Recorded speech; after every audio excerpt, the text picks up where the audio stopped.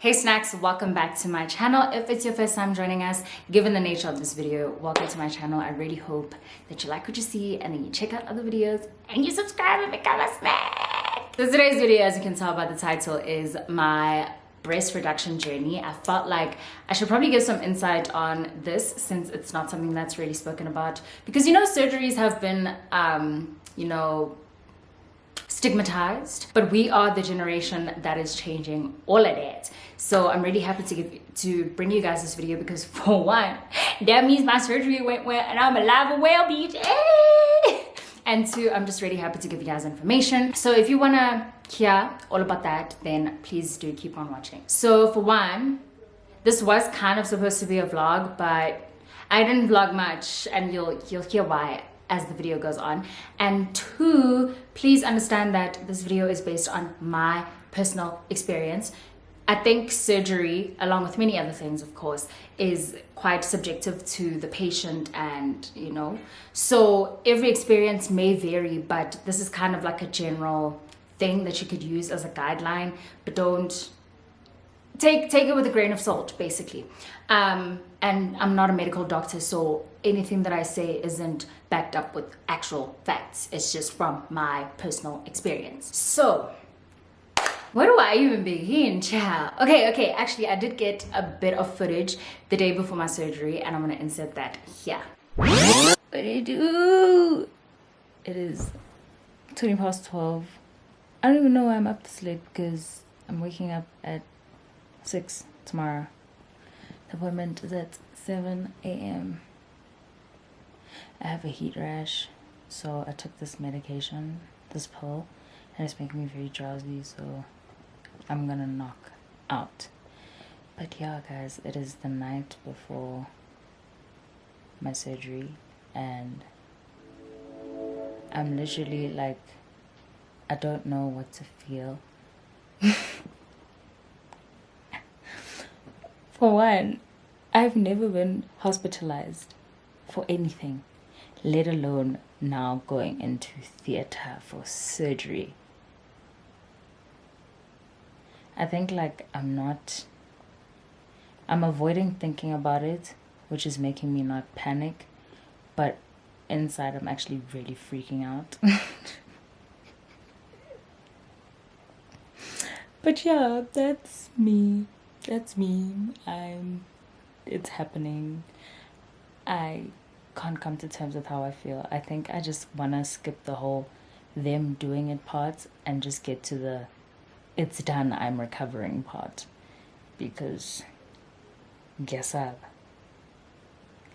But I guess I'll see you, in a second for you guys, but it would have been trials and tribulations for me. Okay, bye. So that was me before I went, and then the morning I went, it was a very slow morning for me. I feel like I wasn't feeling anything at the time. I feel like I didn't feel anything until they were literally putting the drip into my arm, and I was like, oh shit, it's happening. But before that, I was scared, but nothing was happening to me to show that I was scared. And guys, I think I was just feeling a lot of emotions at once, so I couldn't really express them because I didn't know what it was. So cool, I wake up the morning of my surgery and I couldn't eat after midnight. Yes, after midnight you can't eat. I think that's with any surgery.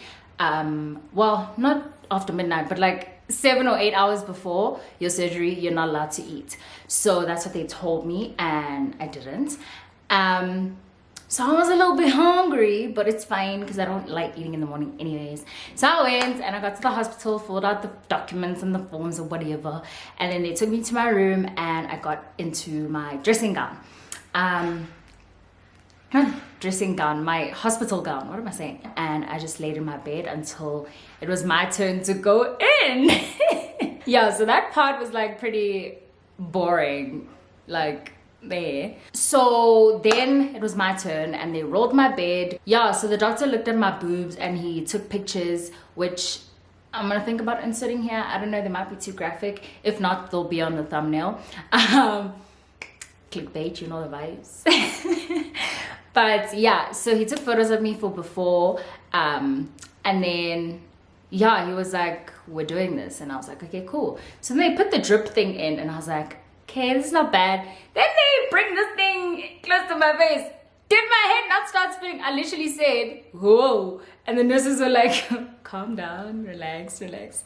But literally, it was the most calm whoa I ever said. I don't understand why they were doing all of that. They were being extra. And I literally don't remember passing out at all. That's the last thing I remember. I don't remember anything after that.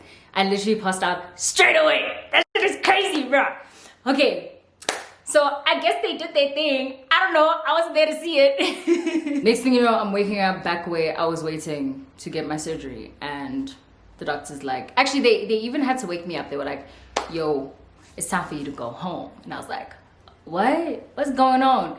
And I couldn't feel anything. I think because obviously the anesthetic was still working. I was like, what's going on? I had a tube in me. So I orientated myself and I was like, okay, cool. This is what's happening. What? It's time to go home. Okay, cool. And so this is why I didn't vlog at the hospitals, because it's a day hospital. So you literally go in, do your surgery, and get the hospital closes at like 6 p.m. So I wasn't sleeping there. I couldn't, it wasn't an experience. Everything that I went through, I basically went through at home, because they literally kicked me out as soon as I was done. No man, not kicked me out. They just told me like, it's time to go. When I first got up, I remember like my head was spinning and my body was heavy. For one, you guys know I don't drink, I don't like smoke, I don't do any narcotics, okay? So I'm very easily drugged. Like even cough syrup will knock me the hell out. So can you imagine an anesthetic, what it would do to a system like mine? Girl, I was two-stepping all over the place. I had to be put on a wheelchair to get to the car because I literally could not walk. And so the tube thing that they had in me, I think I took a video of that, so I'll insert that too. The tube thing they had in me was like draining blood, I guess from my boobs, because it was like attached to both boobs and it was like in here. I didn't get it though, but like the blood was coming out. Well, not a lot of blood actually. Yeah, I wasn't bleeding much after this. After the surgery, because basically with the thing, it's supposed to fill up and you're supposed to be able to empty it yourself and then drain it and then tighten it again and let the blood come through again. But for me, I didn't even fill it up the first time, which means I wasn't bleeding much after my surgery, because I'm anemic, I hardly bleed. I don't have blood to lose. So but anyways, so that was that. That was what the tube thingies was for. But just know that there's tubes. It doesn't hurt or anything. It just is there. It's annoying because like it has to be tucked into your underwear and you literally live with it and walk with it. So I stayed with that thing for 4 days, I think, because after my surgery I went home and I didn't see my doctor until after 4 days post-op. So within the 4 days before going back to the doctor again, I was pretty much just taking my pills. The doctor had given my boyfriend the instructions on how to take them and he had written them down, and he also had repeated them to me, so I had like a fuzzy idea. But also on top of that, because they were prescription, on the label it was written how to take the medication. So I just followed the instructions and I took those pills. It was painkillers and an antibiotic that I took for 5 days. And what else? Like a nausea pill. Yeah, I think those are the 3 that I took. Oh, there was actually another one. I don't know what it did, but I finished those 2. So I guess it was doing something. The vibes. I'm taking these now. These are the ones I can take on an empty stomach. These ones are for after.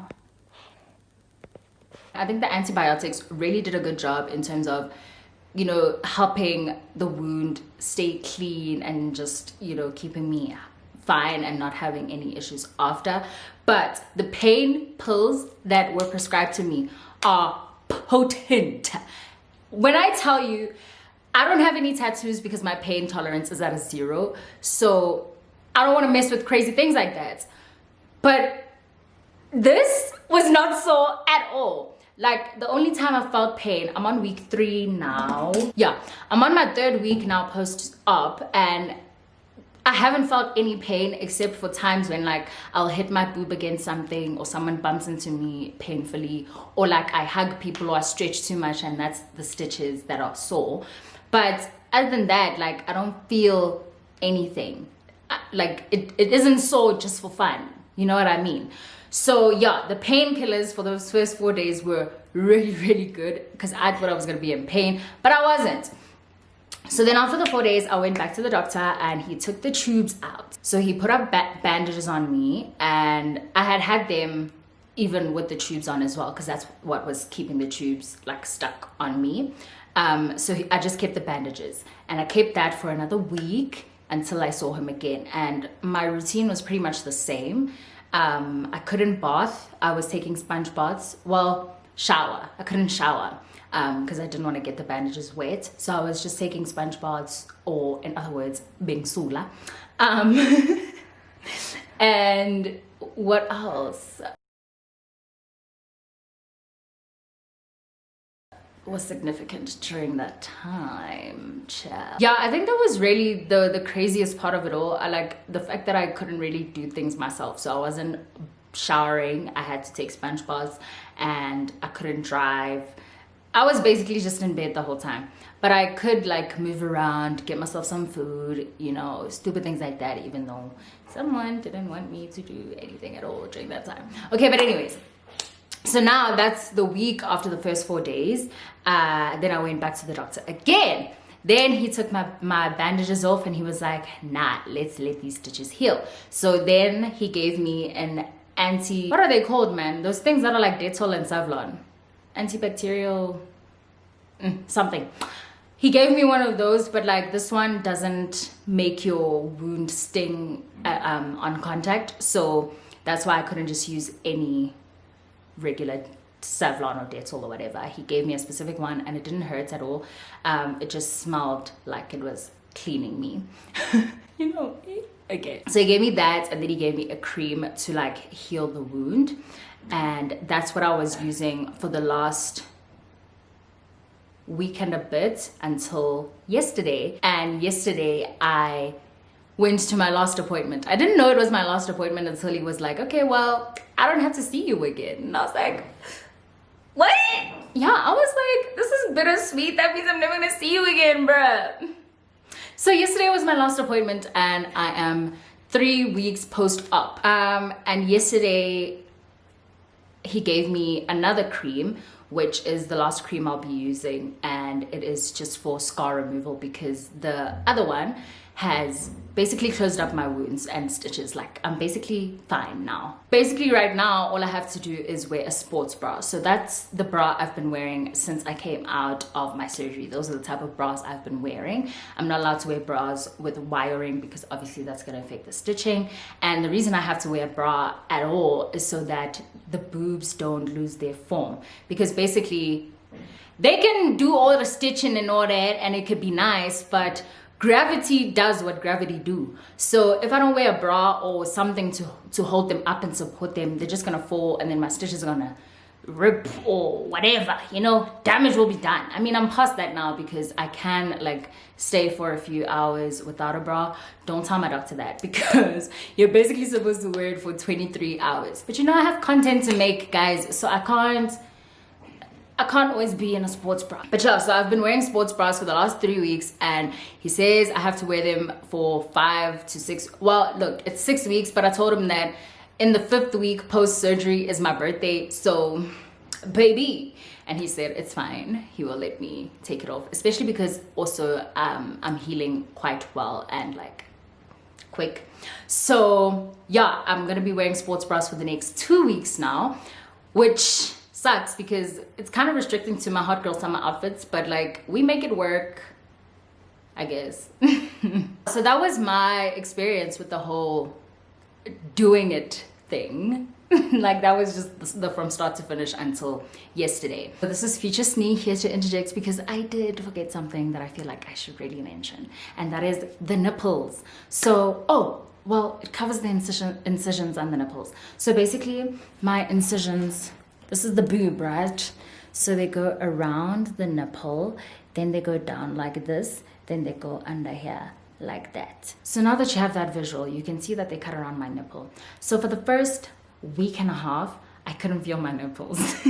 And then I'd say like after 2 weeks, I could fully feel them. And I remember I felt it because I was cold, and then I felt it in my nipples, and I was like, my nipples are back.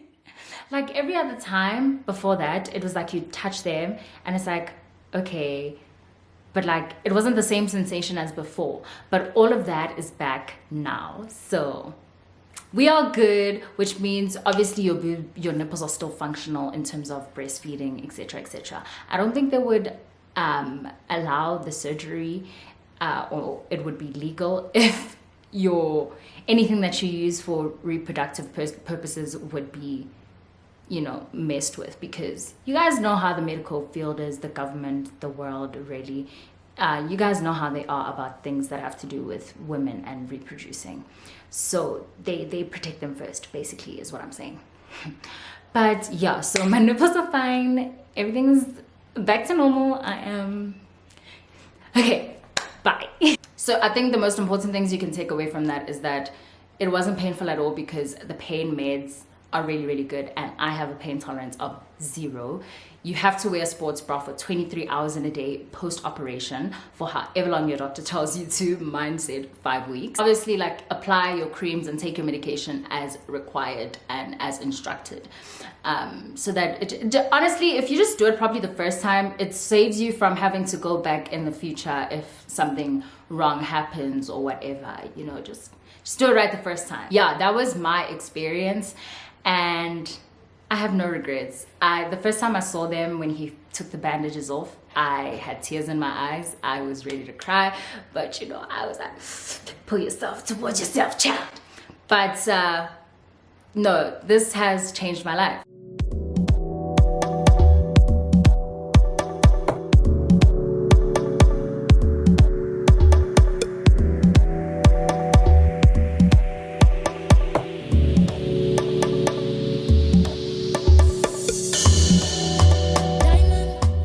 A lot of people have been wondering why I did it. For one, guys, I'm tiny.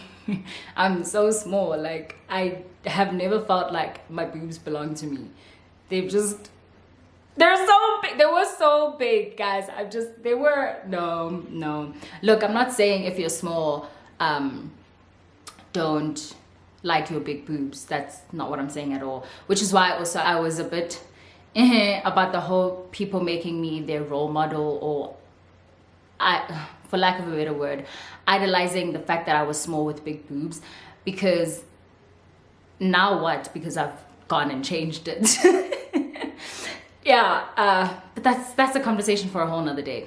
But yeah, for me personally, it just wasn't something I was vibing with anymore. My back was sore. Literally, my back feels lighter. My posture is so much better. Even my doctor was like, no, I understand why you want to reduce them, because, you know, they're quite big for your tiny ass frame. He measured me and my waist is actually 28, and I've been buying like bras that are 30, 32 because they're the only ones that had like D or double D cups. So understand ukuthi bengithwele kanzima. And I was saying even on Twitter that this doesn't feel foreign to me. It doesn't feel like, ooh, something new. Like, of course I'm excited and I'm very happy, but they feel like they've always been mine. Like, these are the boobs that I was always meant to have. You know what I mean? Yeah, so it's amazing. So that's the reason I got them, really. It's just I wasn't happy with them anymore. Like the zingy rights. I think I've complained about my boobs since I was in matric. So there's that. And I've gotten to a point in my life where if I can change something that I keep complaining about, I will change it. And if I can't, then I'll just learn to love it. In terms of costs, because everybody want to know. Everybody here for the money. For one, I did not do the surgery with medical aid. There are only 2 medical aids that pay for breast reductions, and I'm not on them. You guys know I'm on Discovery Key Care, which is like the weakest link. It's like the beginner of medical aids. So I did not use medical aid, which are GEMS and bank something. I'll put them on the screen. But those are the two medical aids that actually will pay for your breast reduction. Every other medical aid, it's like a hassle, if not quite impossible.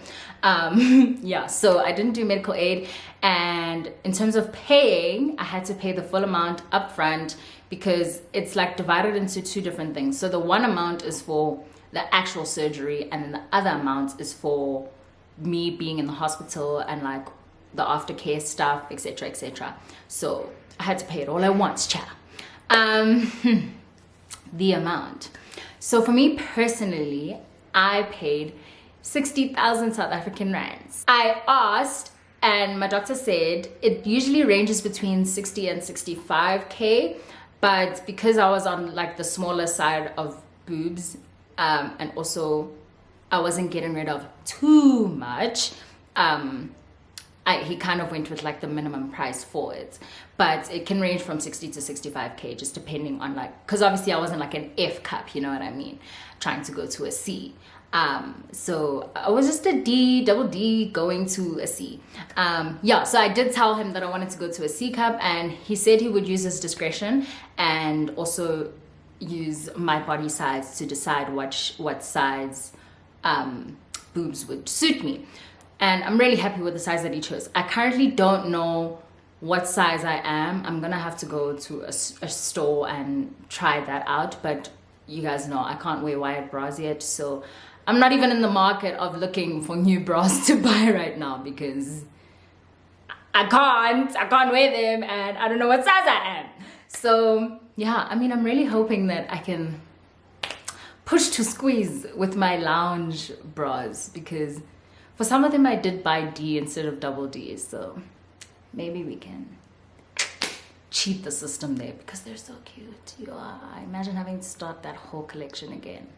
Gizo Sean. In terms of my actual boobs themselves, I don't have any foreign material in my boobs. This is all me because I already had it, and with the reduction they do lift your boobs up as well. So imagine if they just reduced them and left all that extra skin there. That would be crazy, child. So yes, they do lift your boobs up and like get rid of the excess skin, and everything that is in my boobs right now is mine.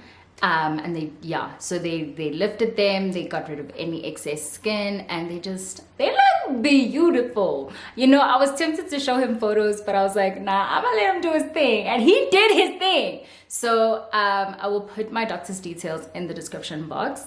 And yeah, it's called Marang Aesthetics. So they do like a whole bunch of other things. They do make your boobs bigger, they do just lift them, they do a bunch of stuff, guys. Like they have fillers, they even do facials and waxes, etc, etc. It's an aesthetics clinic, so they offer a bunch of different services, even like weight loss stuff and the whole jive way too. So I'm gonna put them in the description box. And honestly, to Dr. Brian, like, shout out, you changed my whole life. You changed my life. So yeah, guys, that's basically everything about my breast reduction journey. My doctor's quite busy. Like when I went yesterday, I heard Cherie, she's the receptionist, she was like, he's booked until March. So if you're thinking of contacting him, do it so that you can get like an appointment at least after March next year. So that, I mean, if you contact him now, you'll get it sooner rather than later, you know what I mean? And even I was lucky to get my consultation because, guys, when I tell you, I phoned in like September, and they only had an appointment for me in October. That was my consultation. I went to see him for the first time in October, and he only had a slot for me in November to do my surgery. So there was a month in between everything, which means like the earlier you do it, the better for you. Look, if you guys have any more questions, I will really try my best to answer them in the comment section. But I really hope that my experience has shed some light and answered any questions that you may have had about the whole thing. yeah, let's get this bread and make ourselves happy, buffets. Like, that's what it's all about. Please don't ask like personal to you type of questions. Rather keep it general, because that would mean I'm now giving you a consultation and I'm not a doctor, you know what I mean? So if you have like a general question about the whole experience, then drop that in the comment section. Otherwise, I highly recommend that you book a consultation and go in for that. You do have to pay for a consultation, but you find that all out when you contact them with the details that I've put in the description box. Yeah, guys, I'm so ready for the try-on hauls now, because everything is looking fire. City girls are up, chat. Okay, singinshiye guys, because I hope that you guys enjoyed this video. If you did, don't forget to give it a thumbs up. Comment down below any questions that you have, like I've said, and of course don't forget to subscribe if you are new and you came here for this. I hope you are satisfied and you go check out my other videos and become snapping. Okay, I love you all so much, and thank you so much for watching. I will see you in my next video. Mwah.